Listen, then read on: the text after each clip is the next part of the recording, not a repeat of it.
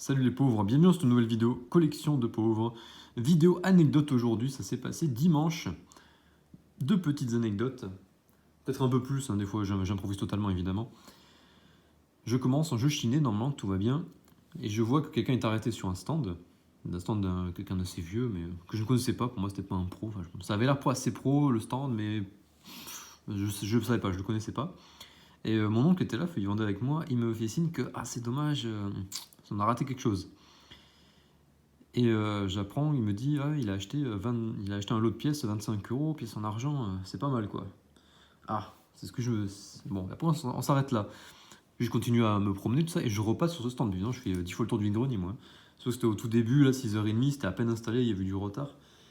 Et alors, je vois, déjà sur le stand, je vois qu'il y a, bon, il vend ses pièces, et après, il vend ça. Des espèces de plaques, bon, pas comme ça, hein.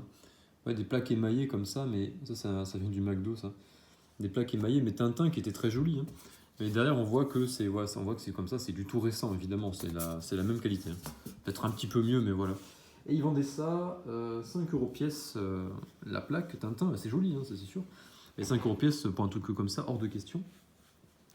Et avant, je regarde les pièces, et je vois ces pièces, il y a des pièces, me font penser à un truc de monnaie de Paris, par exemple. Ce sont des pièces type, là c'était, il y avait des pièces Titanic. Je me demande est-ce que ça vient pas d'un coffret, des fois ils vendent des coffrets, vous savez, à la poste, de temps en temps ils vendent des pièces de 10 euros, là, etc.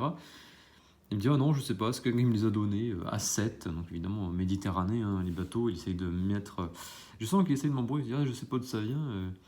Moi je demande 3 euros, c'est pas cher, on peut regarder sur internet. Et il me dit, et ce matin, il y a un mec, là, et j'avais 3 pièces qui dataient de 1100, je sais pas combien.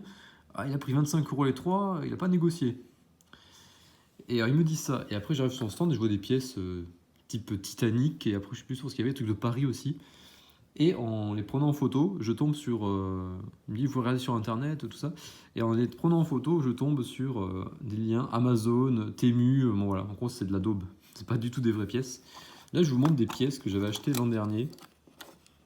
En fait, j'avais vu une boîte sur un stand. C'est un gros vide-grenier, c'est le vide-grenier que je fais dimanche, il fait beau. Où il y aura tout le monde, il y aura l'antagoniste, ce sera la fête. Ce sera la guerre totale. J'avais vu cette petite boîte, tu vois, je sais pas si c'est en allemand, j'en sais rien. Et j'avais trouvé ça marrant, et en fait, dedans, il y avait des pièces. Parce que le monsieur ne l'avait pas du tout sorti. Et j'étais avec mon frère à ce moment-là, c'était vraiment assez tard en plus, hein, peut-être 9h30, 10h pour un vide-grenier, c'est tard. Et il y avait des pièces dans cette boîte. Et il m'a fait peut-être 2 euros ou 3 euros, je sais plus, 50 centimes la pièce. Donc vous pouvez voir, il y a des pièces comme ça. Alors lui, c'est un peu ce qu'il avait, je pense, le monsieur. Bon, ce sont des pièces. Là, il y a monnaie de Paris quand même, donc il y a un minimum de qualité, on va dire, sur celle-là. Mais il y en a où c'est pas écrit, donc il y en a, je sais pas trop ce que c'est. Voilà, tout sur Notre-Dame. Bon, ça, c'est de la daube, hein, c'est des jetons. Oui, c'est des jetons, mais comme j'étais pas cher, c'était joli, il y a encore un monnaie de Paris, là. Bon, moi, un monnaie de Paris, ça permet de savoir d'où ça vient, c'est déjà pas mal. Je sais pas s'ils viennent tous de la monnaie de Paris. Là, on a une belle tortue. Voilà, j'ai trouvé les pièces sympas, c'est des espèces de petits jetons, hein. Bon, sans grand intérêt, hein, c'est des trucs commémoratifs qui valent pas grand chose. Et celle-là, j'avais pas fait attention, regardez, elle se distingue un peu, oui, par la couleur. On voit que c'est pas de la daube. Je trouve que les pièces colorisées comme ça, elles sont vendues plus cher à la poste. Et en faisant des recherches, j'avais remarqué que. Alors je ne sais plus d'où elle vient, est-ce que c'est monnaie de Paris ça ou pas Tour Eiffel, 120 ans, ouais, je sais plus trop d'où ça vient, c'est pas écrit dessus en tout cas, c'est bizarre. Bon, bref, et j'ai vu que la couleur n'est pas la même, vous voyez, c'est un peu plus doré. C'est parce que ça, c'est de la daube, hein, mais c'est plaqué or quand même, donc il y a un petit peu d'or dessus. Ça, c'est plaqué or ce truc. J'ai trouvé ça sur internet. Ça, les trucs comme ça colorisés, elles valent souvent plus cher. Voilà. Sauf que bon, le monsieur qui était dans le stand, il vendait des trucs plutôt de ce style, hein, des trucs qui valaient absolument rien, évidemment.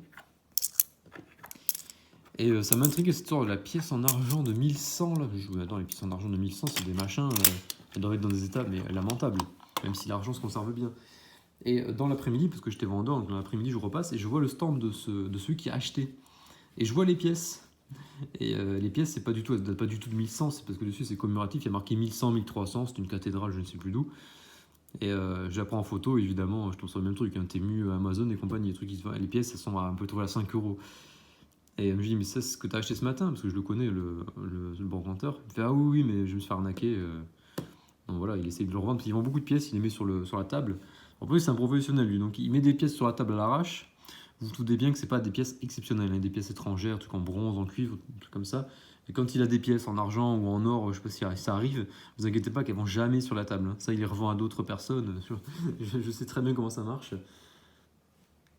Donc c'est ça, c'est le vendeur, mais c'est vraiment un bel escroc celui-là. Le mec qui fait semblant de pas s'y connaître, oui, hein, sauf qu'en fait tu revends que de la daube. Les plaques c'était tout récent, les pièces c'était des trucs achetés sur Amazon. Alors, vraiment honteux. Moi j'imagine qu'il a dû les avoir en lot, il a dû les payer moins cher que 5 € pièce, c'est sûr, mais il les vendait 3 euros. Bon, moi je suis passé, je suis repassé peut-être à ouais, 8h, 8h30, c'était pas parti hein, ces pièces, hein. Les gens ont compris que c'était de la daube. Il y avait 3 pièces qui se distinguaient, qui avaient l'air, il y a marqué 5 francs dessus, mais c'était pas du tout des pièces de 5 francs. Moi je pensais que c'était des pièces de 5 francs. Les 5 francs Hercule, bon, je sais pas si vous connaissez, bon, on s'en fout. 5 francs c'est Hercule ou pas d'ailleurs, je dis peut-être n'importe quoi. C'est 10 francs Hercule, bon, bref. C'était pas des pièces, c'était pas des vraies pièces, 5 francs, pas du tout, c'est la pièce, ça n'existait pas. Je vous la mettrai en photo peut-être si j'ai pas la flemme, on verra ça. Et autre anecdote dans ce vide-grenier, je passe. Alors, il était vraiment tôt, et je vois. Ça, c'est un petit message pour les gens, vous savez, ceux qui essayent de se faire de l'argent en revendant, en achetant ces jeux vidéo, consoles, c'est leur truc, ça toujours. Toujours un peu ce que je recherche, mais en tant que collectionneur. Mais là, ils font ça, ils rendent tout. Vous devez en avoir un sur YouTube. À chaque fois, je l'ai en proposition dès que je vais sur YouTube, je sais pas pourquoi. Bon, je l'ai pas bloqué, faut pas exagérer, mais même sur Facebook, je crois. Il est là, bon, vous allez comprendre de qui je parle, je ne dis pas son nom, mais il fait des petites vidéos, on le voit avec son petit accent du sud-ouest, il est peut-être bien sympathique. Et bonjour madame, bonjour madame, combien vous le faites ça? Et des fois, il tombe sur des trucs, il négocie, mais comme un gros bâtard, hein, ça se fait vraiment honteux. Je me rappelle une fois, il tombait sur un lot de DS, 3DS, il y avait des jeux, je sais plus ce qu'il y avait, mais machin, il y en avait moins pour 300-400 €. Le mec, il c'est à, je sais plus, 80, peut-être, un truc comme ça. Il essaie encore de négocier, il fait, quand même, il y a une autre console, et toi, d'accord, oh, je vous le prends. Des fois, il fait ça. Ouais, ils vendent quelqu'un qui vend un truc misérable, pour une GameCube à 10 €, bon, c'est pas, j'invente, hein. Il fait, des fois, il est à 8 €, ou des fois, quand c'est vraiment à 5 €, il est là, bon, allez, je vous la prends, un truc comme ça, ouais, en mode, je te rends service, hein, je te la rachète 10 fois moins cher, mais je te rends service. Et donc, la dernière fois, il est tombé sur des trucs Star Wars, là, j'ai une vidéo il y a pas longtemps.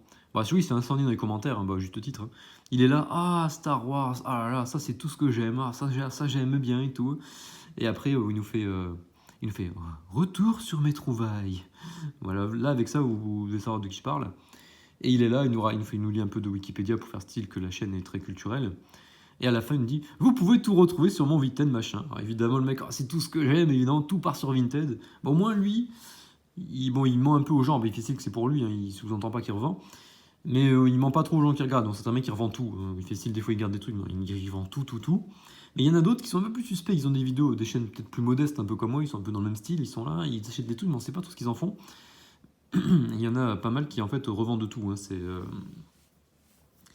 c'est ça. Moi je vous dis ce que je revends, en gros, c'est je revends les doublons, hein. J'étais en train de m'étrangler, j'étais obligé de faire une petite pause. Donc je disais, les gens comme celui-là, comme d'autres, hein, qui sont là pour acheter au niveau des jeux vidéo, revendre, la marge, même si on revend des trucs, on ne fait pas une marge énorme sur les jeux. Oui, on achète des jeux, des fois il y a des jeux qui valent très cher, mais c'est rare de tomber dessus. Des fois on tombe sur des Mario, par exemple sur des jeux de Wii, c'est très souvent. Peut-être des jeux de Switch, on peut les avoir, comme j'ai eu l'autre fois, à 8 €. On peut les avoir à 5 €, 10 €, ça se revend quoi, peut-être 25 €, mais il n'y en a pas une tonne. C'est que les Mario qui se vendent bien, Mario, Zelda, Pokémon. Et ça n'arrive pas souvent, la marge est quand même assez petite si on s'amuse à revendre ça. Donc je conseillerais à tous ces gens qui se font une espèce de business là-dessus, de plutôt essayer de s'intéresser aux vrais trucs de brocante, ce que les brocanteurs, antiquaires essayent de trouver. Là, il y a peut-être plus d'argent à se faire là-dessus. Et pour ça, je voulais vous parler d'un truc que j'ai vu, je vais vous mettre une photo. C'est un porte-manteau.